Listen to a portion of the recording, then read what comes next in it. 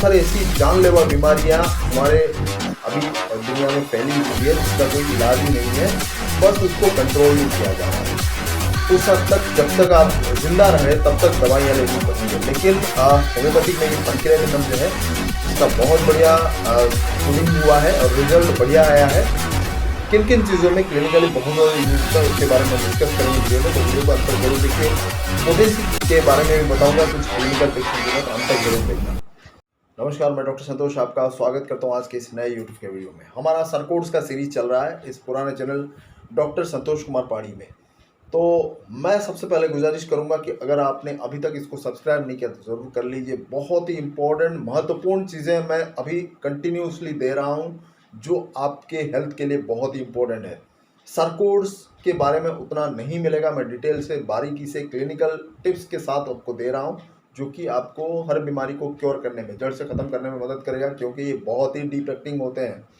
सरकोर्स जैसे कि मैंने पहले बताया था वीडियो में कि अच्छे सिक्रेशंस जो कि बॉडी से हमारे या फिर कोई भी एनिमल्स के अच्छे वाले जो सिक्रेशंस होते हैं उनको पोटेंटाइज करके सरकोर्स बनाया जाता है।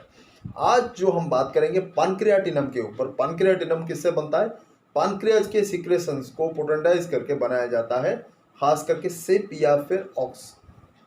ये जो एनिमल्स हैं इनके पैनक्रियाज को मसलेशन करके फिर उसको पोटेंटाइज करके बनाया जाता है, जिससे बहुत ही बेहतरीन दवाई बनती है पैनक्रियाटिनम, जो एक बेहतरीन सरकोड है और वो बहुत सारी बीमारियों के लिए जड़ से ख़त्म करती है। इंसान के लिए वरदान है। बहुत सारी ऐसी जानलेवा बीमारियां हमारे अभी दुनिया में फैली हुई है जिसका कोई इलाज ही नहीं है, बस उसको कंट्रोल में किया जा रहा है। उस हद तक जब तक आप जिंदा रहे तब तक दवाइयाँ लेनी पड़ती है, लेकिन होम्योपैथिक में ये पैनक्रियाटिनम जो है इसका बहुत बढ़िया प्रूविंग हुआ है और रिजल्ट बढ़िया आया है। किन किन चीज़ों में क्लिनिकली बहुत ज़्यादा यूज होता है उसके बारे में डिस्कस करेंगे वीडियो में, तो वीडियो को अंत तक जरूर देखिए। पोटेंसी के बारे में भी बताऊंगा, कुछ क्लिनिकल टिप्स दूंगा, तो अंत तक जरूर देखना। सबसे पहले मैं बात करता हूं आपके समझने के लिए पैनक्रियाज क्या है और उसमें क्या क्या सिक्रेशंस निकलता है, उससे पहले हम जान लेते हैं। सबसे पहले ये जानेंगे तो आपको बाकी का चीज़ समझ में आ जाएगा। तो पैनक्रियाज एक ऑर्गन है जो आप देख सकते हैं, फिगर में भी देख सकते हैं, ये एक नॉर्मल कीड़े जैसा ऑर्गन है, दिखता है कीड़े जैसा। इसका हेड, बॉडी और टेल होता है, ठीक है। ये हमारा जो स्मॉल इंटेस्टाइन है उसके फर्स्ट पार्ट में एक यू शेप्ड बनकर डिओडेनम के आसपास उसके अंदर लगा हुआ है। उसके सर को जो लगा हुआ है उसके अंदर फिट हुआ है ऐसे पैनक्रियाज, आप देख सकते हैं फिगर में। तो वो जो है दो तरह के उसमें सिक्रेशंस होते हैं बेसिकली। एक है एक्सोजेनिक सिक्रेशंस, दूसरे एंडोक्राइन सिक्रेशंस। उसका फंक्शन दो तरह का पैनक्रियाज का। एक्सोक्राइन मतलब जो बेसिकली डाइजेशन में मदद करते हैं, स्मॉल इंटेस्टाइन में उसके सिक्रेशंस जाते हैं हमारे और वो डाइजेशन में मदद करते हैं अलग अलग फूड के। दूसरा होता है एंडोक्राइन फंक्शन, जो कि उससे बेसिकली हार्मोन सिक्रेशन होते हैं। अब पहले हम एक्सोक्राइन अगर देखें तो बेसिकली उसमें तीन तरह के हार्मोन सिक्रेशन होते हैं। सबसे पहला है ट्रिप्सिन, काइमोट्रिप्सिन, जो कि प्रोटीन डाइजेस्ट करते हैं हमारे बॉडी में, जो भी इंटेस्टाइन में जाता है। नेक्स्ट आता है एमाइलेज, जो कि कार्बोहाइड्रेट को डाइजेस्ट करते हैं। जो तीसरा है लाइपेज, जो कि फैट को डाइजेस्ट करता है। तो ये एक्सोक्राइन फंक्शन हो गया, एक तरह के एंजाइम्स है ये, जो इंटेस्टाइन में जाकर इन तरह के जो भी हम खाद्य खाते हैं उसको डाइजेस्ट करता है। एंडोक्राइन में आइलेट्स ऑफ लंगरहंस करके सेल्स होता है, उसमें हार्मोन सिक्रेशन होते हैं जो कि डायरेक्ट ब्लड स्ट्रीम में आते हैं। तो ये इमेज के माध्यम से मैं आपको यहाँ पर बता दूंगा, जो आपको समझने में बहुत ही ईजी हो जाएगा। क्या क्या डक्ट उसमें निकला है पैनक्रियाज से का और लीवर के कौन कौन से डक्ट से ये मिलकर अंत में वो निकलता है डिओडेनम में, जो इंटेस्टाइन का फर्स्ट पार्ट है। तो ये आप देख सकते हैं, ये है लीवर, बड़ा वाला जो हिस्सा लाल वाला दिखा रहा है ये लीवर, और उसके बाद ये है गाल ब्लैडर, जो ग्रीन वाला हरा वाला हिस्सा आप देख रहे हैं। तो गाल ब्लैडर से जो डक्ट यहाँ पर आया है, ठीक है, यहाँ पर जो आप मेरे एरो मार्क को देखते रहिए, ये सिस्टिक डक्ट बोलते हैं इसको। और लेफ्ट हेपाटिक और राइट हेपाटिक, लीवर से दो निकला है, बाएं वाले हिस्से में लेफ्ट हेपाटिक डक्ट और जो दाएं वाले हिस्से में लीवर का पार्ट में राइट हेपाटिक डक्ट, वो दोनों मिलकर हुआ है यहाँ पर कॉमन हेपाटिक डक्ट, ठीक है। यहाँ पर देख सकते हैं दो ब्रांचेस मिलकर यहाँ पर एक हुए हैं, इसको बोलते हैं कॉमन हेपाटिक डक्ट।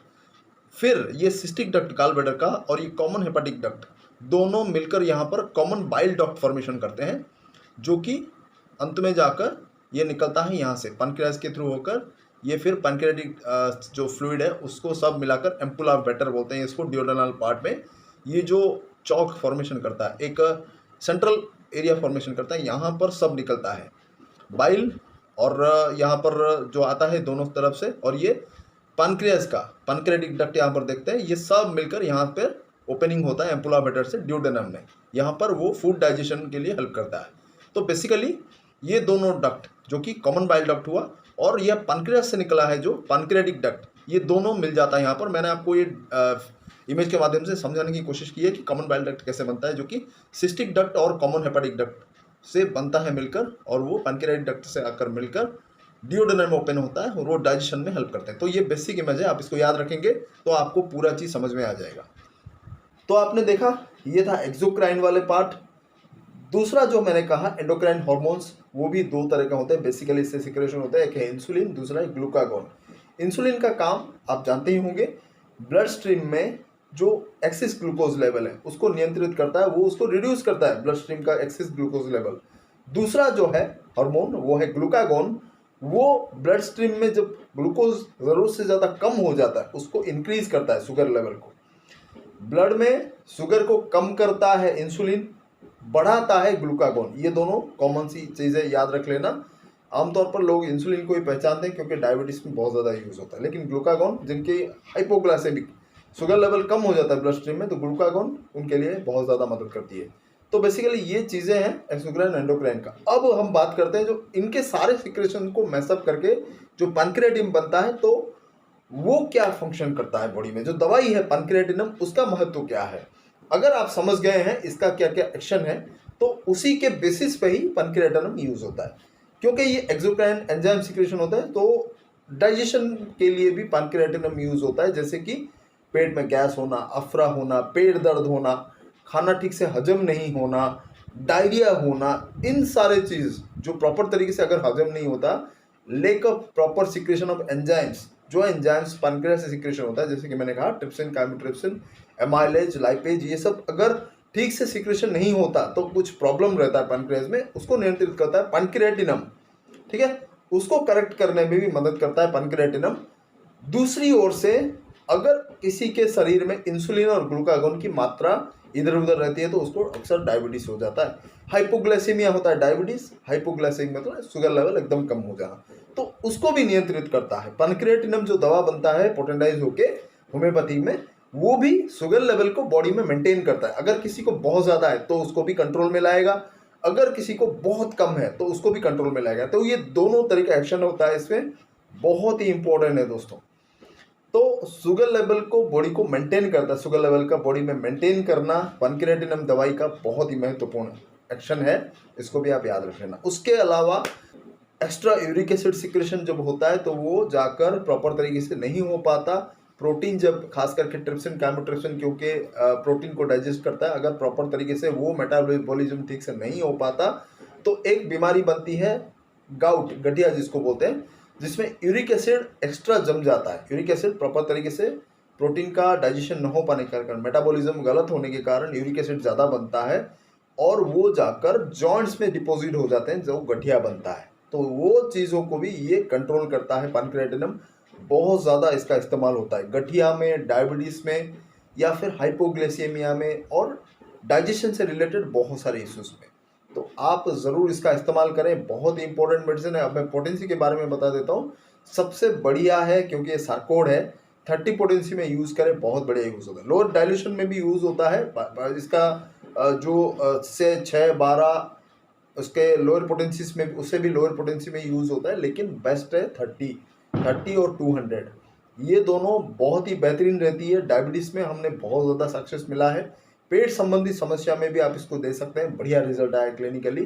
30 पोटेंसी को दिन में 2 से 3 बार आप दे सकते हैं। कोई भी दवाई दीजिए उसके साथ इसको दे सकते हैं, आधे घंटे से 1 घंटा गैप करके दीजिए, बहुत बढ़िया रिजल्ट आता है।